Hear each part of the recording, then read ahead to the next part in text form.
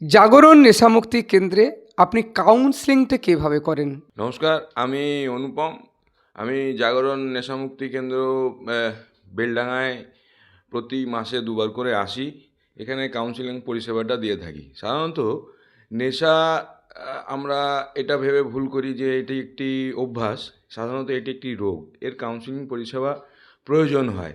কেননা তার একজন নেশাড়ির তার কি মনের কি কথা আছে, সে কি করতে চায় এবং সেটি পরিবর্তন করার জন্য আমরা কি তাদেরকে পরামর্শ এবং সায়েন্টিফিকভাবে তাকে পরিবর্তন করার জন্য কি কি পরিষেবা বা কি কি অ্যাকশন গ্রহণ করতে হয়, সেটা সাধারণত আমরা বলে থাকি। এটা বাড়ির লোক বা অন্যান্য কেউ বললে হয় না। এটা নেশামুক্তি কেন্দ্র বা যেখানে ট্রিটমেন্ট সেন্টার আছে সেই ট্রিটমেন্ট সেন্টারে দিয়েই এই পরিবর্তনের জন্য তাকে উৎসাহিত করার প্রয়োজনীয়তা আছে। কাউন্সেলিংয়ের পরিষেবা এই জন্যই প্রয়োজনীয়।